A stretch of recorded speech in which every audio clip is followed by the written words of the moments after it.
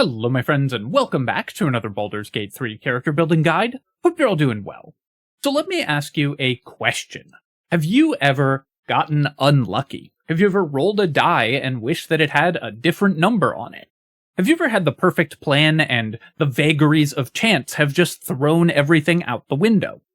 Of course you have. Enter this build.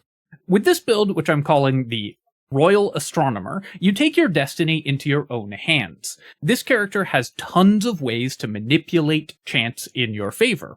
We can change the number on dice, and we can re-roll them or add bonuses or penalties to the dice that our allies or enemies roll, and we have massive bonuses to the most important and critical die rolls in the game. In addition to the ability to manipulate RNG in our favor, we also have the full spellcasting power of 2 spellcasting classes at our disposal, as well as great consistent damage and tons of other supporting abilities. Alright, let's get to the build. Before I begin though, I do want to take a quick moment to say thank you so much to Chaos Titan for the $25 donation, Doug NYC for the $5, Ken Porter for the extremely generous $50, and Scotty Malazan for the £20. Thank you so much, my friends. I really appreciate the support. Alright, let's change our destinies. I'm using Jaheira as the example character here because this is primarily a Druid build, and she is, of course, the Druid of the party, and I think it fits her role very well as kind of the wise mentor figure in Baldur's Gate 3, since this build is all about directing things and making sure everything goes smoothly and according to plan. I also think it fits very well from a lore perspective for Gale. If you're building this as a custom character, I think there's one choice that makes way more sense than any others for race, and that of course is Halfling. In a build around manipulating RNG in your favor, the ability to reroll natural ones is absolutely invaluable. It's certainly not mandatory, but Halfling fits very, very well with the theme, and also is a very powerful choice for this character. Other great options include Gnome, because the advantage on mental saving throws is also a great way to reduce the likelihood of random chance ending your run, or Dwergar, because the out-of-combat invisibility again reduces the impact of randomness in your gameplay. Although this build is going to be primarily Druid levels, we're actually going to start with a level of Wizard. The reason for this is that our primary offensive abilities are going to come from Druid, so we want higher wisdom than intelligence, which means that we want our items and any illithid powers that we have to work off of wisdom rather than intelligence. That means taking Wizard first and Druid second. I'll talk a little bit more about this in a second, but this order of taking these classes is actually important. For our Wizard spell selection, because we are taking lower intelligence than wisdom, we want to make sure that we focus on selecting spells that don't require high intelligence to work. So we're going to avoid cantrips and spells that allow enemies to make a saving throw or have a roll to hit, since those would use our intelligence, which is going to be low, and thus miss pretty frequently. So what we're going to take for our cantrips here is Booming Blade, which I know uses a hit roll, but the hit roll is based on your melee attack, so it doesn't care about our intelligence at all. And combined with the Shillelagh cantrip that we're going to take as a Druid will allow us to do excellent early game melee damage and solid melee damage all the way through the game when necessary. In addition to that, we're also going to take Minor Illusion. This is just an extremely powerful spell, can group enemies for our AoE spells before combat starts, or isolate them so we can pick them off one at a time. And finally, we're going to pick up Blade Ward. Blade Ward is just a great panic button for this character. If you find yourself isolated, it can buy you a turn while your allies come to help. Not something that you're going to spend your turns casting usually in combat, but a great option to have if you just need to survive one round of enemy attacks. For our spell selection, it's a similar theme. We want spells, again, that don't involve rolling to hit and don't care about our intelligence. Things like Magic Missile, which has no hit roll at all, and is a great utility spell when added into a Druid build, and Shield, which is an amazing defensive ability, which combined with our medium armor and shield proficiency from Druids will give this character actually really high AC, so it's going to be really hard to hit us, even before we get the RNG manipulation that shows up later on. In addition to this, we can take other utility spells like Enhanced Leap and Longstrider. We can pick up Mage Armor, because both this character and other characters in our party might want to use Mage Armor rather than wear armor at various points throughout the game. And then things like Fog Cloud, which again has no saving throw and blinds every enemy in the area. Now, of course, as a wizard, as you go throughout the game, you're going to be able to learn more spells from scrolls. So you're going to collect a huge number of spells known. And as you find attribute items, you may be able to raise your intelligence and end up using more offensive wizard spells as a result of that. But in the early game, you're going to focus mostly on learning spells as a wizard that don't require high intelligence. So spells that have no hit chance and no save DC. And finally, for our ability score selection here, we're going to be taking a fairly unusual looking attribute split for a wizard, where we are taking only a 12 in intelligence, and instead putting 16 in wisdom, 16 in dexterity to maximize our initiative and armor class, as well as 14 in constitution. As you get items like the Circlet of Intelligence, which you can use to boost your intelligence, or the Gloves of Dexterity, which you can use to lower your dexterity and then raise intelligence, you may end up with a higher intelligence split, which is fine because that will let you use more offensive wizard spells later in the game if you want to use those attribute items. For our skill selection here, it mostly does not matter at all what we pick. This character is not going to be making a ton of skill checks in general, so you can pretty much ignore your skill selection and just take whatever you want for flavor. And that's it for level 1. Let's move on to level 2. At character level 2, we're going to be immediately exiting Wizard and taking a level of Druid. Right away, this gets us medium armor and shield proficiency, which in combination with the shield spell that we learned from Wizard, makes us actually significantly tankier and very, very difficult to kill. A lot of enemies will not be able to hit us regularly in the early game, so right away you can see that this character is reducing the effects of random chance, in part simply by being difficult to hit. For our cantrip selection as a druid, we're going to start with Shillelagh. This is a great damage option in the early game because it's going to allow us to attack with a melee weapon using our wisdom, and we have Booming Blade from our wizard levels. So we're actually a very potent melee fighter with good AC and really, really solid damage using Shillelagh.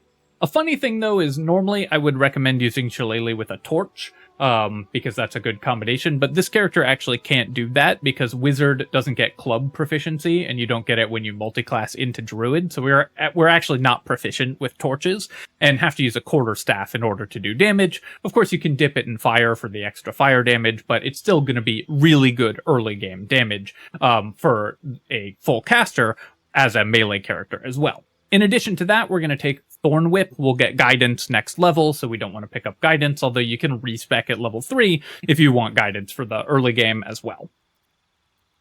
For our prepared spells, because we're getting all of our utility spells from Wizard, with our Druid spells, we're going to focus more on our offense. So we're going to take spells that let us lock down or damage enemies.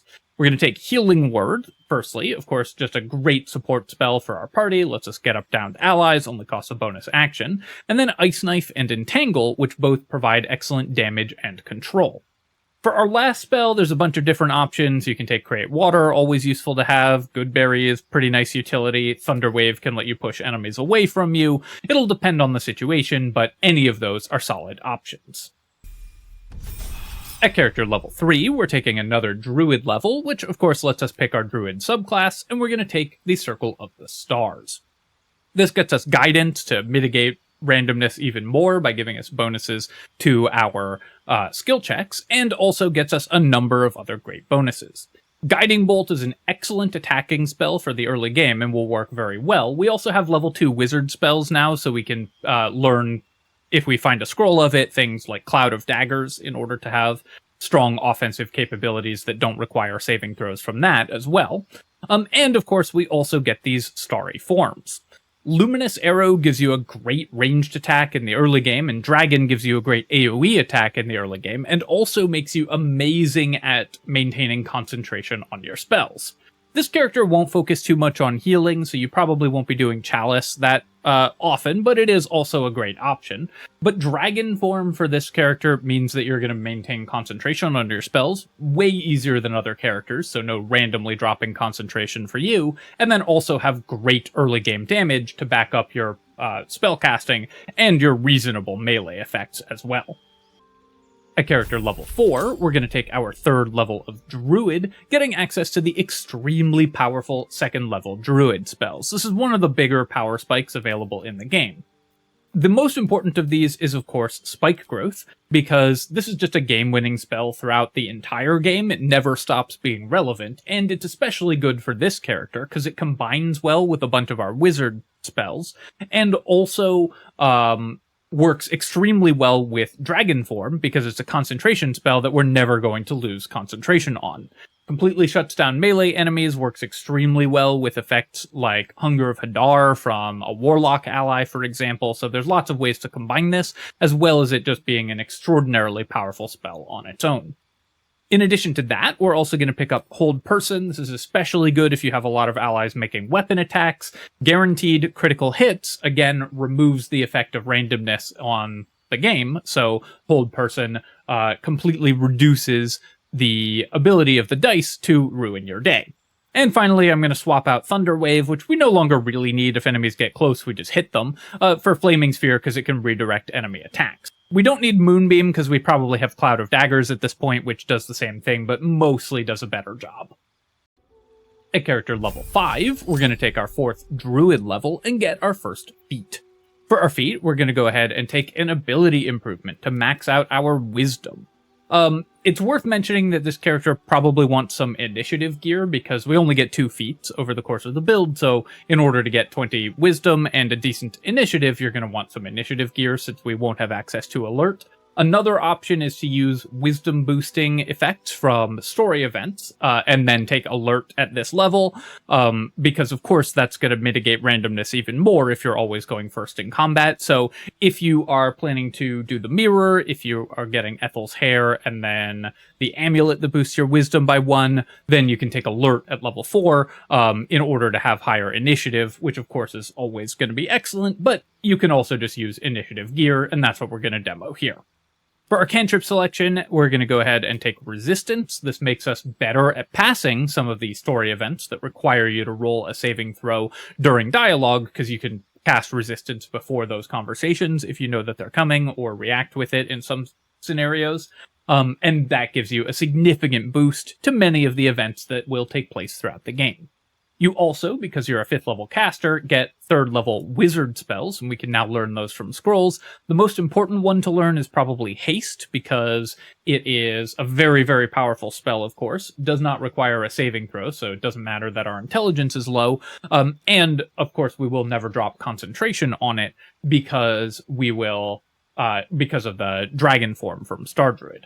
We also, at this point, probably can have the Circlet of Intelligence, which will let you use more offensive wizard spells as well. So if you want to equip that, then that's a great option. Also, I'll talk about that a little bit more in the item section.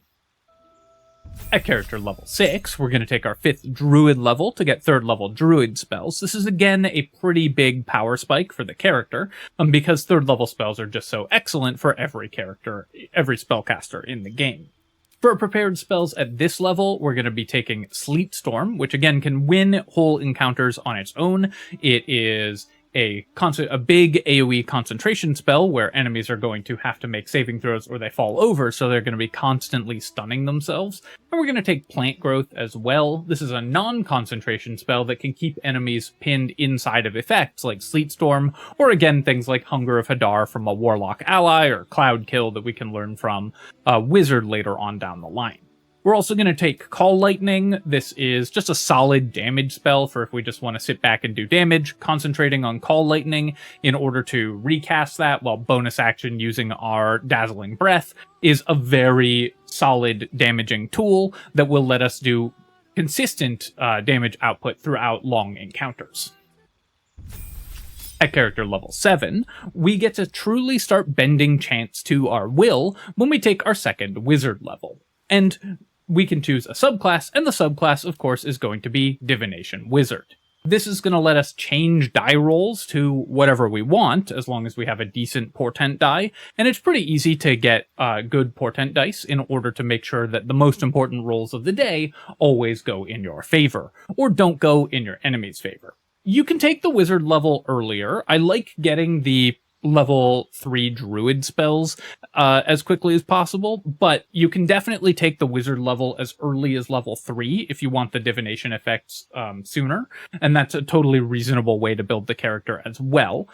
For this build, we've prioritized being as strong as possible over all of the levels, but if you want a more thematic build, you might want the divination level a little bit earlier. For our spell selection here, it doesn't matter what we take. We're going to have all of these spells from scrolls, although Find Familiar doesn't have a scroll, so you may want to pick that one up. And then whichever ones you haven't found collections of. For our prepared spells at this level from Wizard, we're going to again make sure that we're using the spells that don't have saving throws, that are our most important effects. Shield and Magic Missile are always going to be great to have, and then you can use Long Strider in order to give your whole team a little bit of additional movement speed.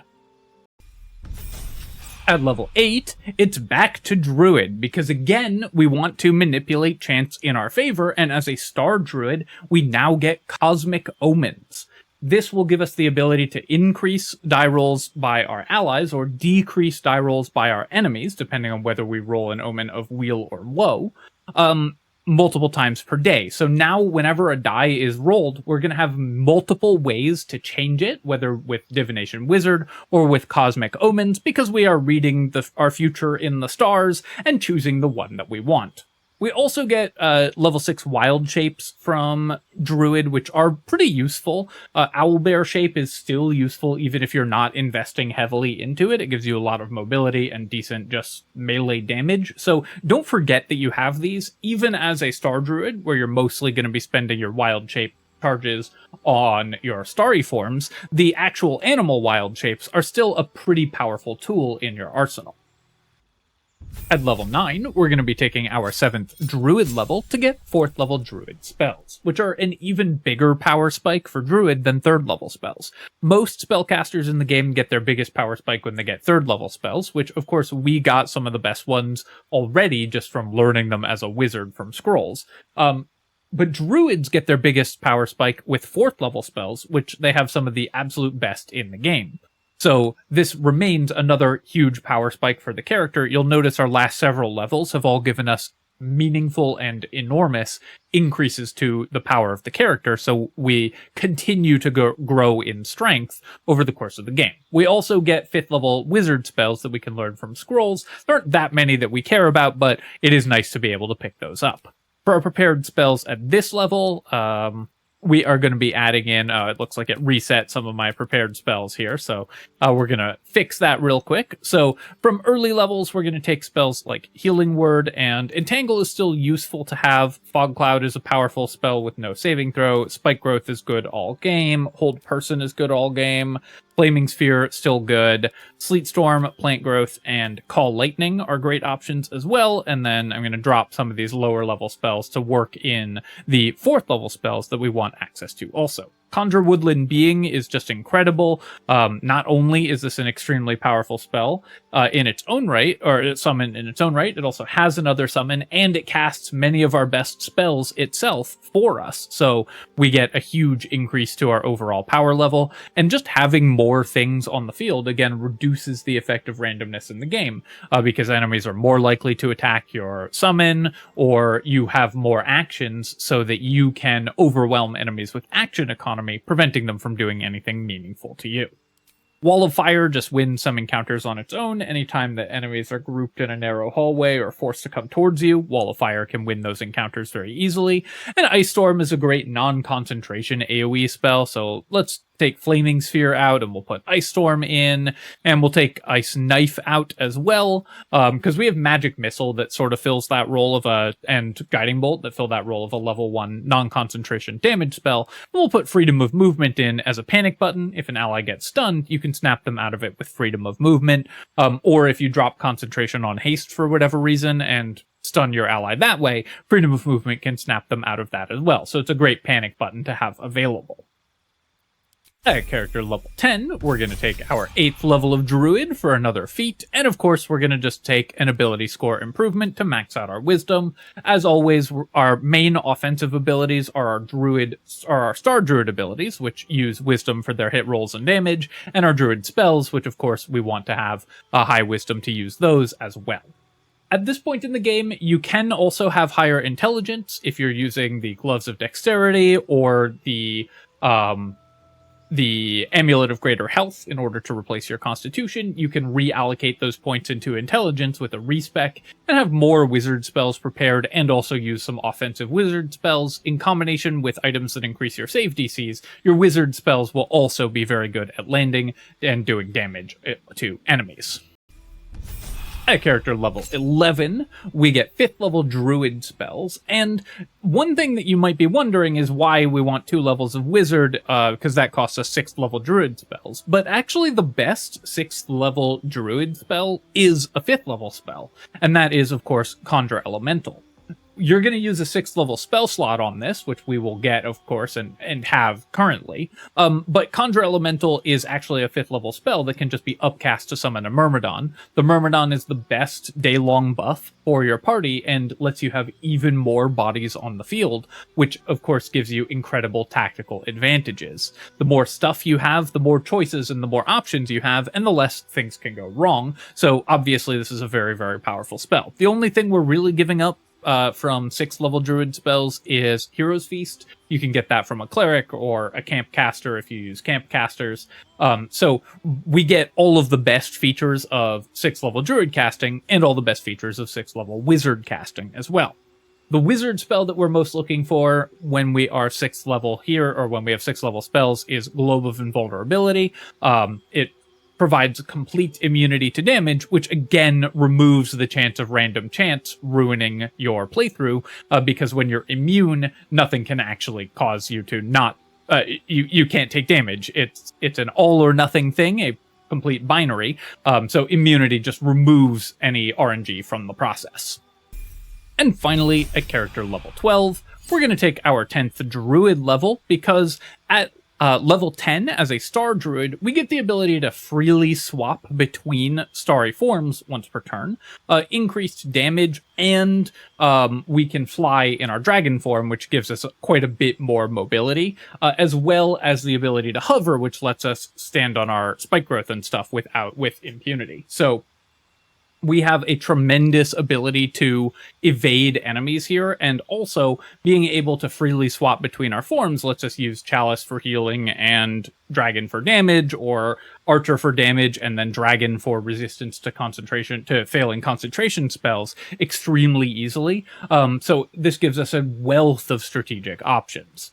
The Dilophosaurus wild shape is also actually not totally useless. It's basically a 70 hit point heal when you use this. So bear in mind that you can gain a significant boost to your hit points if needed by spending a wild shape charge. Always an option that's good to have, especially on a caster with only 84 hit points. So having this entire second hit point bar makes you significantly tankier.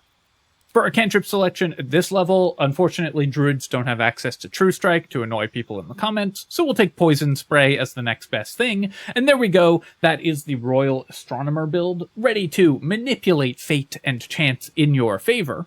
But of course, we can make this character even more powerful with items, so let's talk about those. For items for this character, we basically need 2 things from our items. We need to improve our offense, and we need to improve our defense. Sounds obvious, but the form that comes in for this character is items that give us higher spell save DCs and spell attack rolls, and items that give us higher armor class and saving throws. So if you're equipping any item that gives either or both of those 2 things, then you can't go too far wrong with your item selection. For some specific items, of course, as a spellcaster, the best in slot endgame staff is going to be Markahesh gear, and it's especially good for this character because it gives us a great burst damage option in the form of Chain Lightning. You'll want to set to the lightning version of Markahesh gear, and having Chain Lightning can let you wipe out encounters. We also can reset our 6th level spell slot, which lets us both conjure a Myrmidon and have access to Globe of Invulnerability from a Wizard Scroll later on in the Adventuring Day. So Markahesh gear is incredible for this character. Any staff that increases your spell save DC will do, but this of course is going to be the best one for the endgame. We also can combine that with a shield, and there's really 2 different shield options for this character. You can either use the Sentinel Shield to increase your initiative, especially good if another character needs the Hellrider Longbow for their initiative, or you can use Ketheric's Shield for increased spell save DCs and attack rolls. If no other character needs the initiative gear, I would put both the Sentinel Shield and the Hellrider Longbow on this character. A +9 initiative means you'll win against almost everything, which is very safe for Honor Mode, so obviously we want to do that. But if you went for the increased wisdom from story events, or another character needs the initiative gear, Ketheric's Shield is also an amazing option. For our armor, you can either, again, increase your initiative and saving throws using the Flame Enameled Armor, another great initiative-boosting item for this character, or give yourself the highest defensive bonuses using something like the Armor of Agility, which gives us great armor class and also improves our saving throws. For a more offensive take, the Robe of the Weave is excellent, and you can use this in combination with Mage Armor to still have pretty good AC, as well as an increase to your spell save DCs and attack rolls. Another armor that I want to talk about specifically, which will be the best in slot depending on how they patch this currently bugged armor, is the Armor of Moonbasking.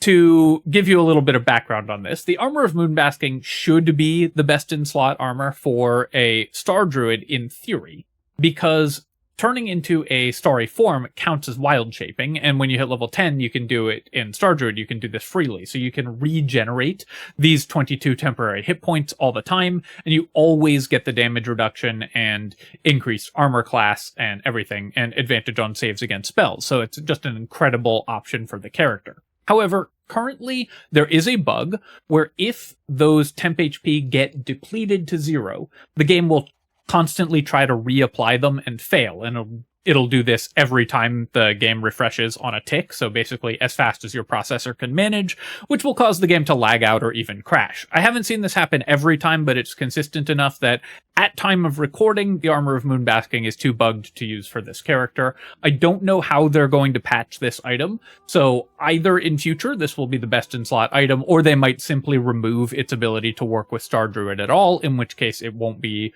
usable. Obviously, I can't predict which of those two things they'll do, so if this is fixed, it's the best. If it's not, then obviously don't use it. In addition to these armors, we can also benefit from other items that increase our save DC. Items like the Hood of the Weave are great for spellcasters, and the Fistbreaker Helm is yet another way to boost our relatively low initiative while also boosting our save DC. In combination with these items that give you save DC and AC increases, we can also have more defensive items, like the Cloak of Protection or Displacement, and the Ring of Protection that give us increased armor class and saving throws, making this character even more resistant to things potentially going wrong. The Ring of Feywild Sparks also increases our offensive potential because the way that this item works, the tooltip is incorrect, or at least incomplete. It does this stuff for a wild magic sorcerer, but for every spellcaster, it also just increases your save DC by 1, which is actually by far the most important benefit of this item. So for any spellcaster, the Ring of Feywild Sparks is just +1 save DC, and an incredible item. Unfortunately, the tooltip is incorrect, so people sometimes miss out on it. Another amazing item for our defensive purposes is the Boot of Striding.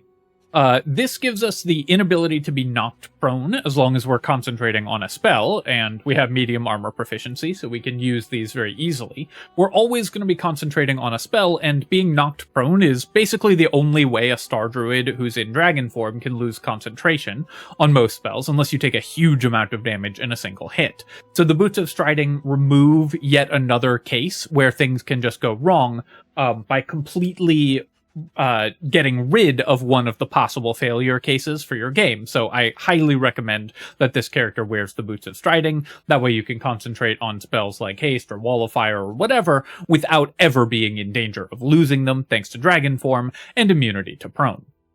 This character can also benefit tremendously from stat items, and the Warped Headband of Intellect is in particular quite good for us in the early game.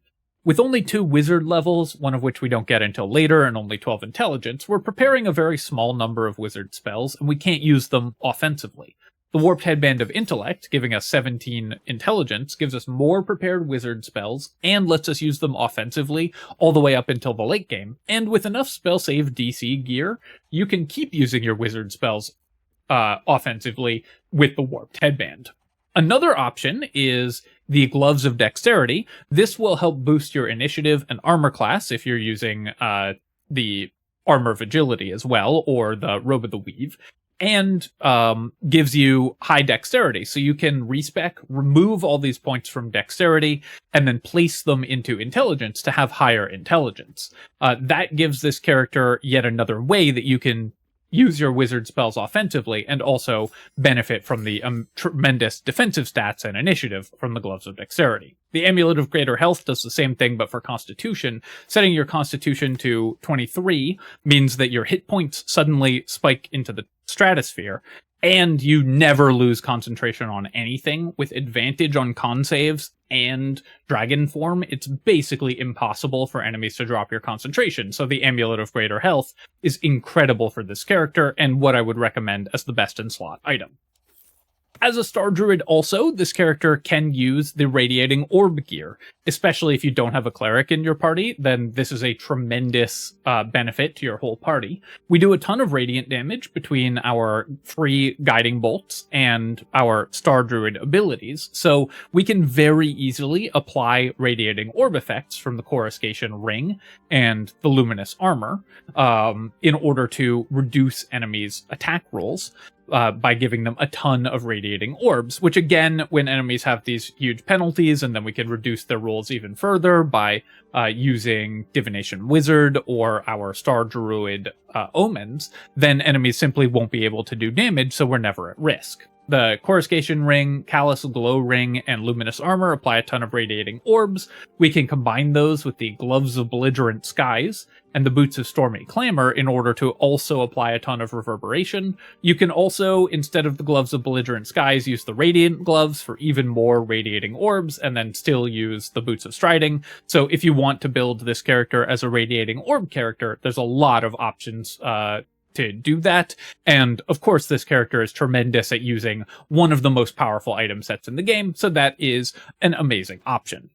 Our endgame setup for this character is going to look something like this, with the Hood of the Weave, Cloak of Protection, or another defensive cloak, Armor of Agility, Gloves of Dexterity, I forgot to swap the Boots of Striding, Mark of Heshkir, Sentinel Shield, Hellrider Longbow, Amulet of Greater Health, Ring of Protection, and the Ring of Feywild Sparks. This gives us 25 to our armor class, immunity to prone, 130 hit points, as well as extremely high save DCs, and plus 10 to our initiative, so we're always going to win initiative.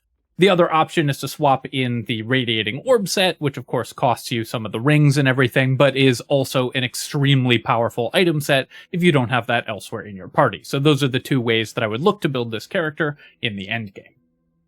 Alright, my friends, I hope that you've enjoyed this look at the Royal Astronomer, and I hope you enjoy playing it. I will say one thing about this character: you have to be ready for pop-ups to happen during combat, so if that annoys you, then you may want to look for a character that manipulates die rolls a little bit less.